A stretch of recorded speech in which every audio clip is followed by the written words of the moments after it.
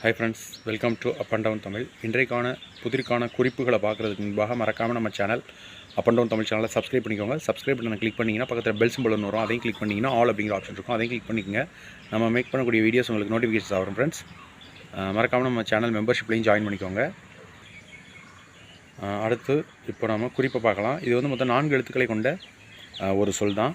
முதல் எழுத்து வந்து நீ அப்படிங்கிற எழுத்தில் ஆரம்பிக்கக்கூடிய ஒரு சொல். இறுதி எழுத்து வந்து இம் அப்படிங்கிற எழுத்தில் முடியக்கூடிய ஒரு சொல் தான் இன்றைக்கு நீங்கள் விடையாக கண்டுபிடிக்க வேண்டியது. விடைகளை வந்து நீங்கள் கமெண்ட் பாக்ஸில் எழுதி அனுப்புங்க. இந்த வீடியோக்கிலே ஒரு பாக்ஸ் இருக்கும், அந்த கமெண்ட் பாக்ஸில் உங்களோட விடைகளை எழுதி அனுப்புங்க.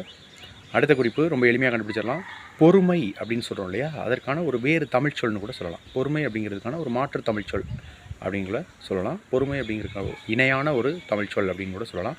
முதல் எழுத்து நீல ஆரம்பித்து இறுதி எழுத்து வந்து, அதாவது 4வது எழுத்து வந்து இம்ல முடியக்கூடிய ஒரு சொல் தான் இன்றைக்கு விடையாக வரக்கூடியது. கண்டுபிடிச்சிருப்பீங்கன்னு நினைக்கிறேன். கண்டுபிடிச்சிருந்தீங்க அப்படின்னா கமெண்ட் பாக்ஸில் விடைகளை எழுதி அனுப்புங்க நண்பர்களே. நன்றி, வணக்கம். தேங்க்ஸ் ஃபார் வாட்சிங்.